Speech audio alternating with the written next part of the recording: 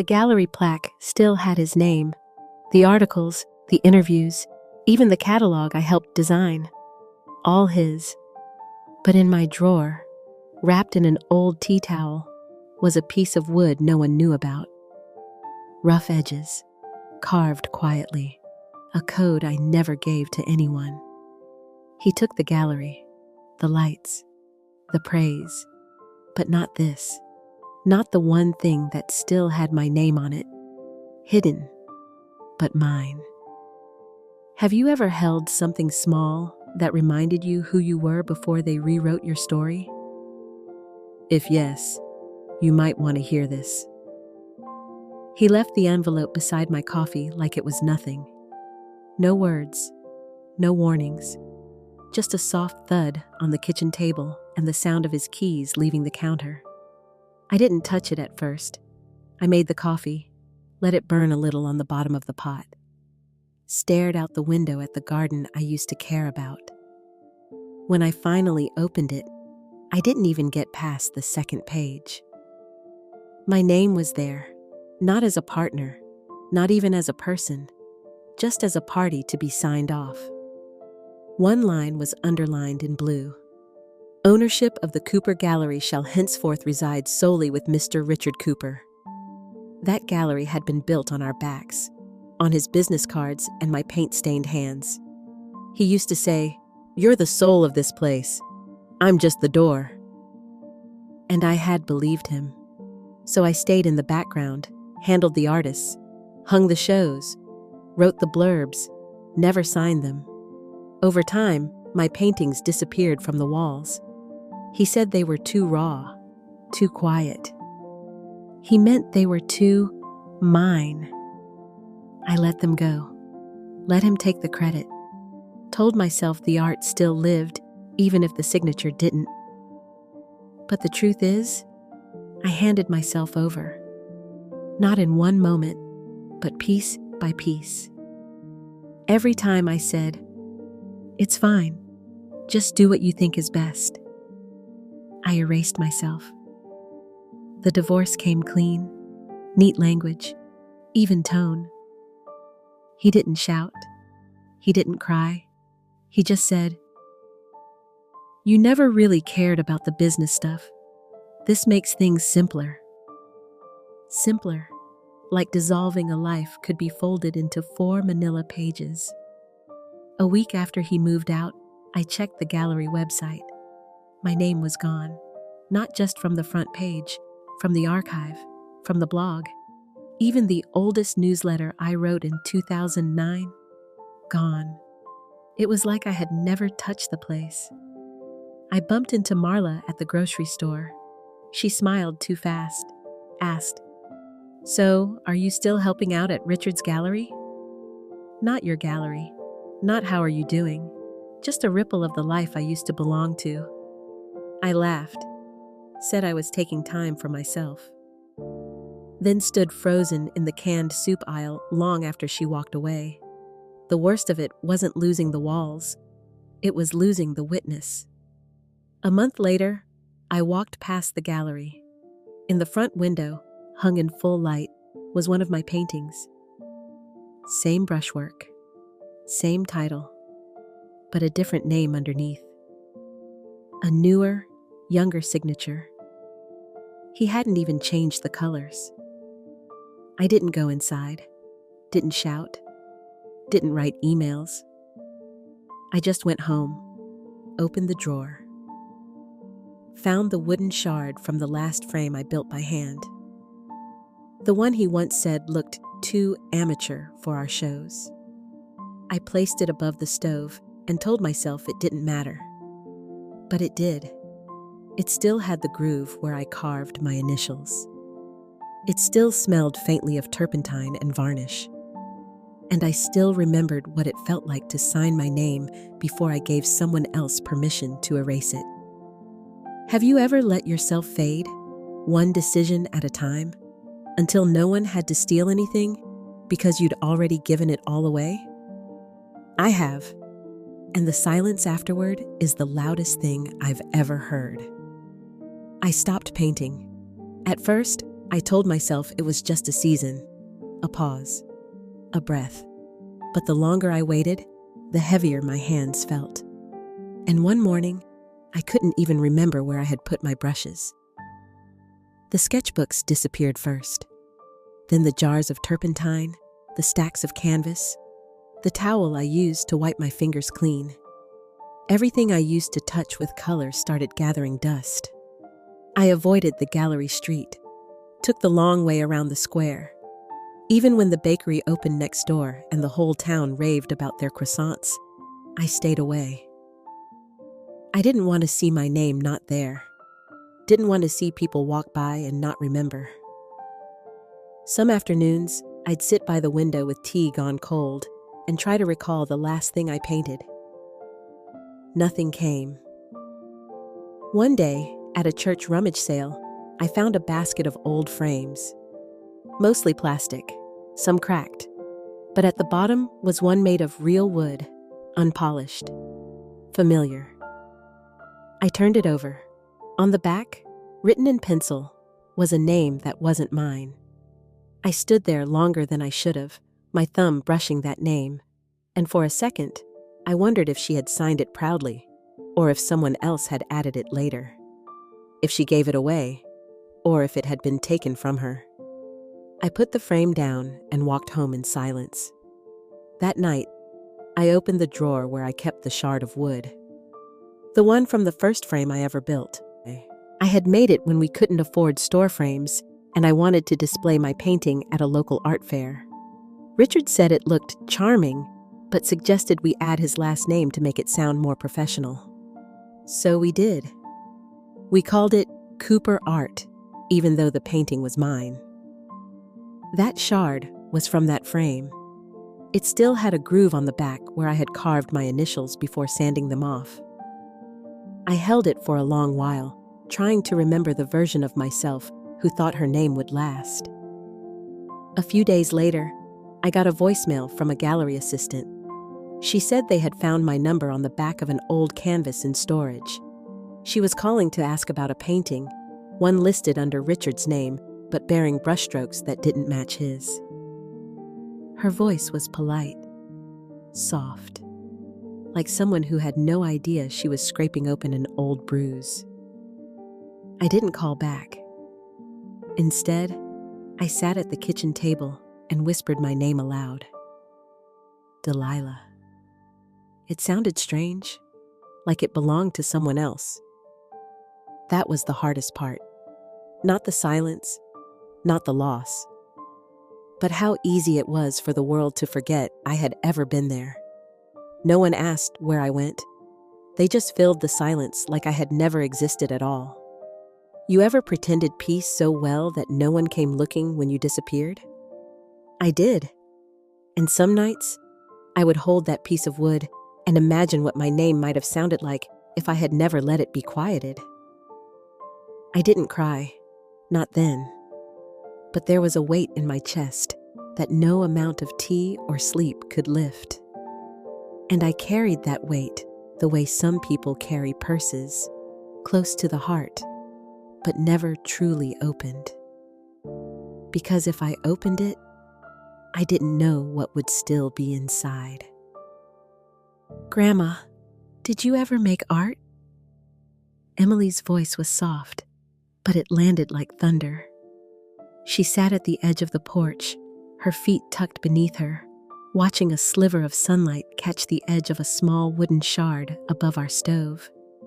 She wasn't even looking at me, just at that piece of wood, as if it had something to say. I had placed it there years ago, out of sight, but never quite out of reach. Faded now, cracked along one side, but still holding its shape. I didn't answer. Instead, I walked back inside, opened the old cabinet by the window, pushed aside the rice jar, reached under a folded towel. There it was.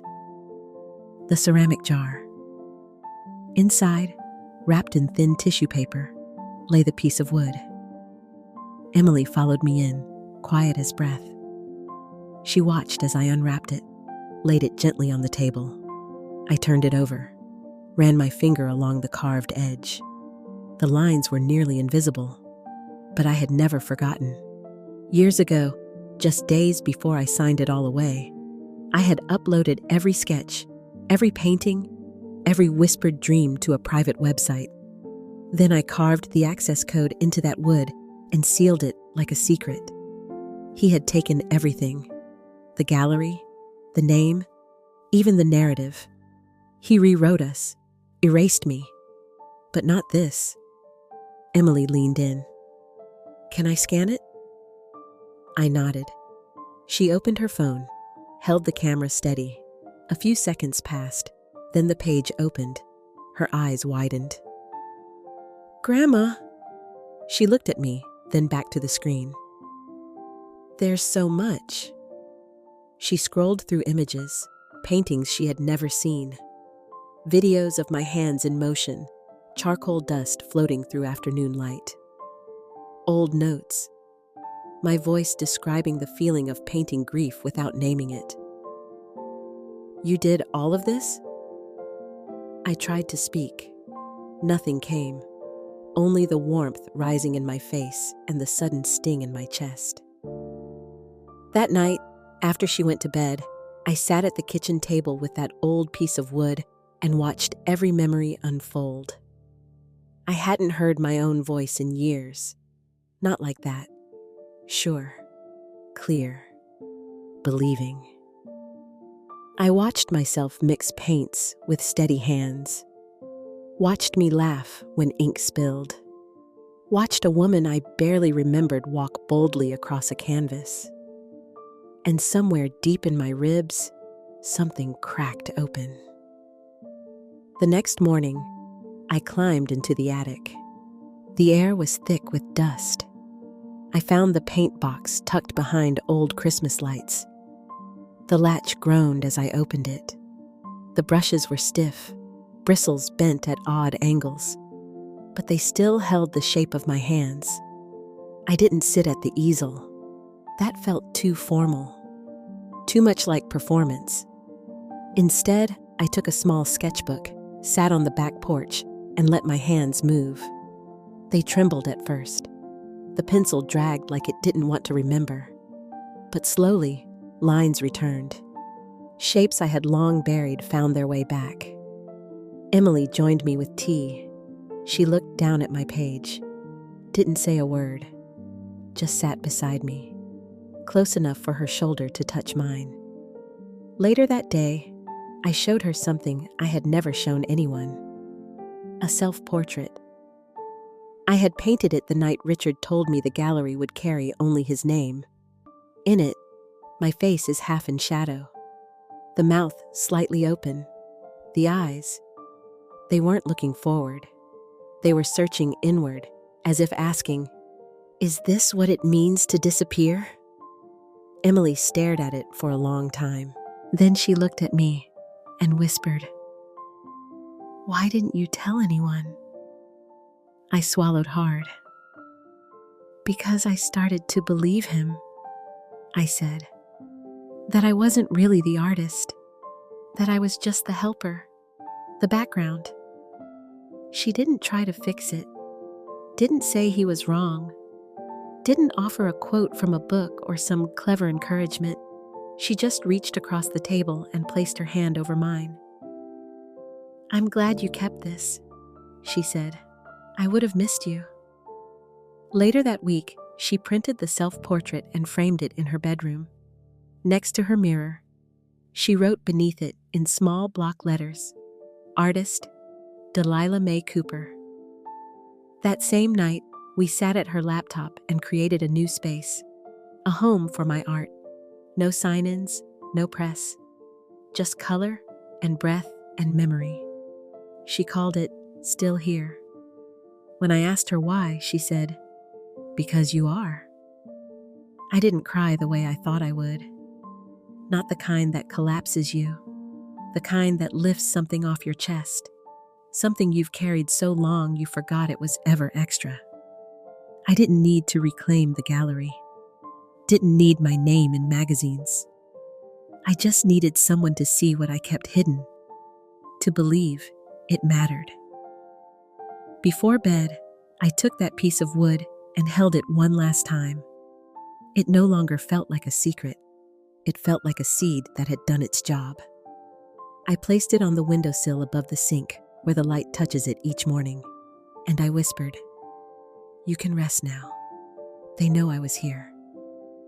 I didn't go back to the gallery, not even when someone said they were hosting a tribute to forgotten female painters. The irony didn't hurt me. It just didn't matter anymore. I had something else to do. That morning, I opened the drawer again, but this time, I didn't just hold the shard of wood.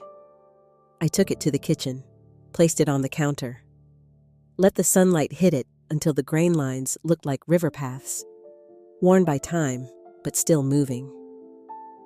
I brought out the old wood panels from the shed, picked 3, sanded their surfaces, just like I used to when I was younger, before the names and the noise. I painted slowly, one brushstroke at a time, no deadline, no approval to seek. Each piece felt like a memory I hadn't dared to claim, a voice I hadn't let speak. When I finished, I wrapped the first in brown paper and tied it with string. I sent it to the women's shelter where I once helped sort winter coats.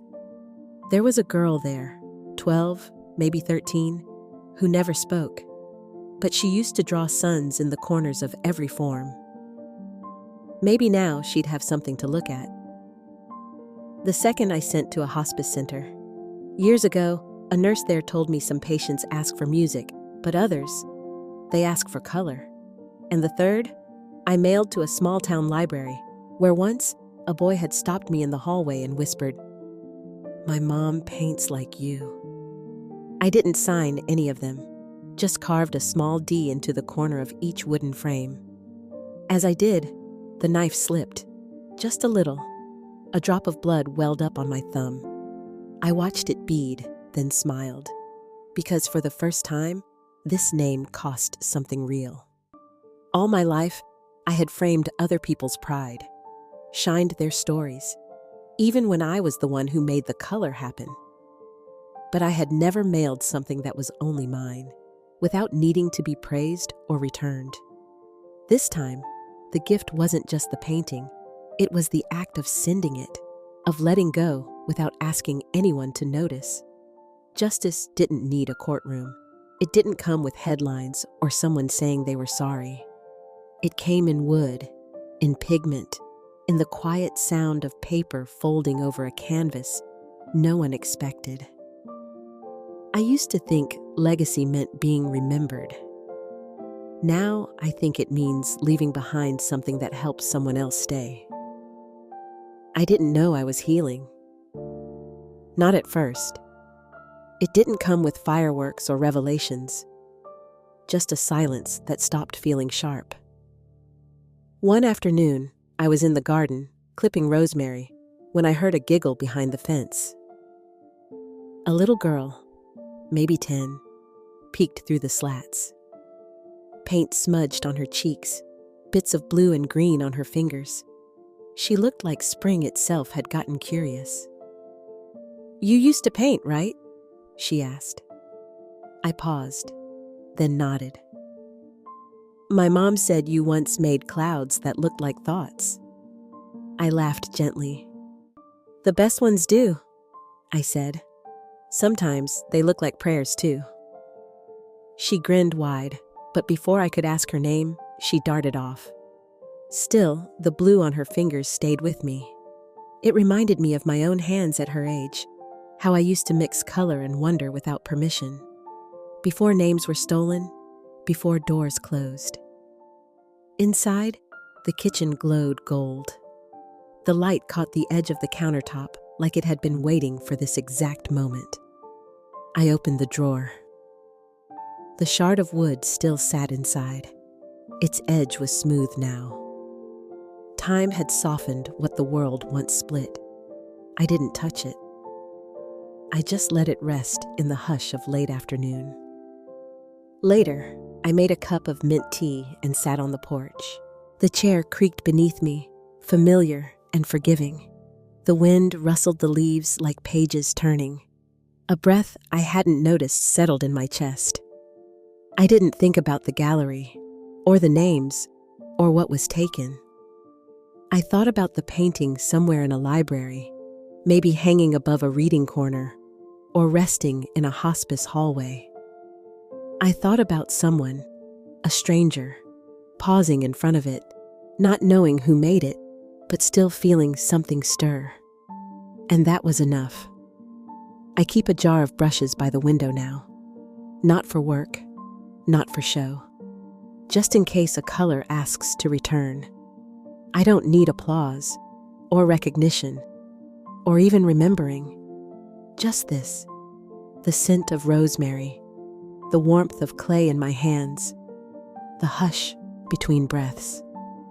Not as I was, but as I am, still enough. If you've ever kept a small part of yourself safe and quiet while the world tried to take everything else, you're not alone. Some stories don't ask to be heard, but they still wait, softly, patiently, for someone to whisper back, "I understand."